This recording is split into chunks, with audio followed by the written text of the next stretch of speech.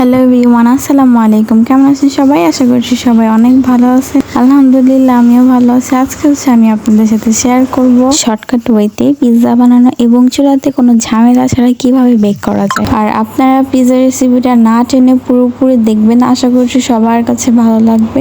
চলুন রেসিপিটা শুরু করা যাক।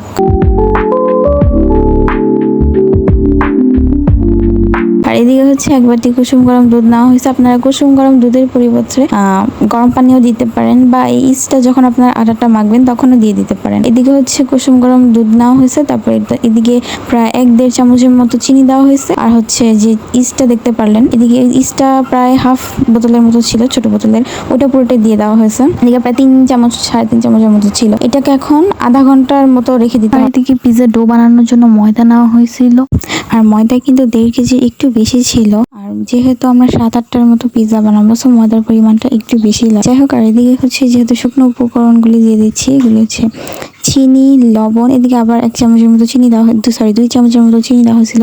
চিনি, লবণ দেওয়ার পর ভালোভাবে মিক্স করে করা হয়েছে। তারপর হচ্ছে তেল দেওয়া হয়েছে, তেল দিয়ে ভালোভাবে আবারও মিক্স করা হয়েছে। তেলটা প্রায় 2বার দেওয়া হয়েছে। তেল প্রায় 6 চামচের মতো দেওয়া হয়েছে, 3 চামচ করে তেল দেওয়ার পর যখন আমরা এটাকে হাত দিয়ে একটু হালকা একটু প্রেসার দিয়ে যখন মুট করব, যখন দেখবেন মুট করাটা মানে ভেঙে যায়নি, তখন মনে করে নেবেন যে শুকনো উপকরণগুলি মিক্সড করা একদম পারফেক্ট হয়েছে। তারপর হচ্ছে এদিকে আমরা যেই কি বলে তাকে ইস্ট এবং দুধ দিয়ে যে মিশ্রণটা বানানো হয়েছিল, ওইটা আমরা এদিকে দিয়ে দিব 2বারে। তারপর হচ্ছে এদিকে আমরা কিন্তু গরম পানি অ্যাড করছিলাম, গরম পানি প্রায় 4 মগের মতো অ্যাড করছিলাম।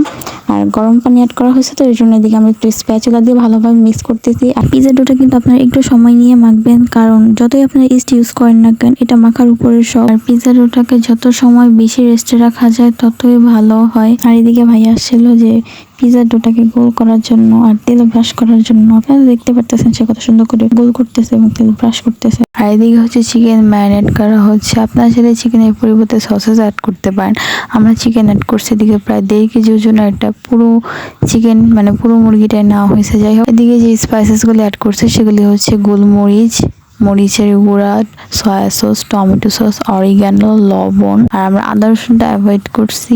আর হচ্ছে একটু সাদা ম্যাজিক, এই স্পাইসেস দিয়ে আমরা ম্যারিনেট করেছি। এটাকে এখন ভালোভাবে মিক্স করে দিতে হবে। আর এটা কিন্তু মিক্স করে, মানে চিকেনটা কিন্তু মিক্স করে কোনো রেস্টে রাখার কোনো প্রয়োজন নেই, এটা ডিরেক্ট কুক করতে হবে। আর এটাকে কিন্তু তেলে ভাজতে হবে। এই তো আপনারা দেখতে পারতেছেন, একদিকে পরিমাণ মতো তেল, এবং তারপর হচ্ছে যে ম্যারিনেট করা যে চিকেনটা ছিল ওটা আমরা এদিকে দিয়ে দিয়েছি। এটা কিন্তু ভালোভাবে সুন্দর করে সিদ্ধ করতে হবে এবং ভাজাভাজিও করতে হবে।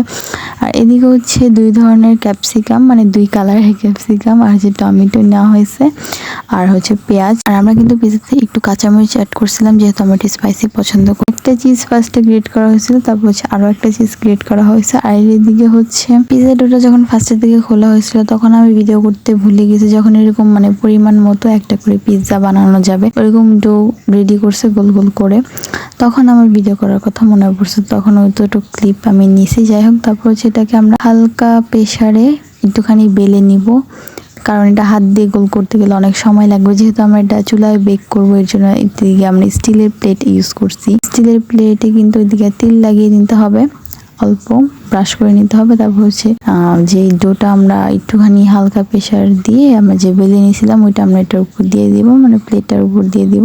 তারপর সাইড দিয়ে একটু ছড়িয়ে দিতে হবে এবং উঁচু উঁচু করে দিতে হবে। তারপর হচ্ছে এটাকে কাঁটা চামচ দিয়ে একটু ছিদ্র করে দিতে হবে, যাতে অতিরিক্ত না ফুলে যায়। আর এদিকে হচ্ছে এই ভিডিওটার আগে কিন্তু আমি এক ধরনের সস রেসিপি আমি শেয়ার করছিলাম, যদি কেউ না দেখে থাকেন অবশ্যই ওইটা দেখে আসেন। ওই সস, আমি এদিকে কোনো সস রেসিপি দেখাইনি, কারণ ওদিকে আমি 2টা সস রেসিপি দেখাইছি। আর এদিকে হচ্ছে পিৎজা সস বানানো হয়েছে, আর হচ্ছে মেয়োনিজ, 2টা সস মিক্সড করে পিৎজাতে আমরা অ্যাড করছি।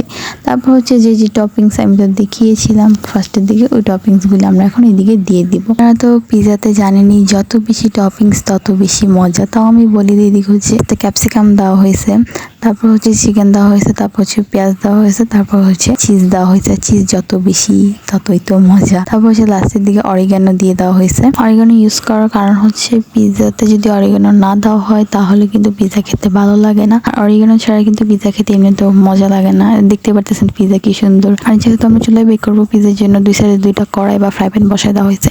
আমরা প্লেটে রেডি করে ফ্রাই প্যানে দিয়ে দিয়েছি। তারপর হচ্ছে 10 থেকে 20 মিনিট পর্যন্ত বেক করছি। আর এই তো এটাই ছিল আজকে আমাদের পিৎজা রেসিপি। শর্টকাট ওয়েতে। আপনাদের যদি ভালো লেগে থাকে অবশ্যই আপনারা বাসায় ট্রাই করবেন এবং আমাকে কমেন্ট বক্সে জানাবেন। আপনারা প্লিজ আমার চ্যানেলটাকে একটু বেশি বেশি করে সাবস্ক্রাইব করবেন। আজকের মতো আল্লাহ হাফেজ।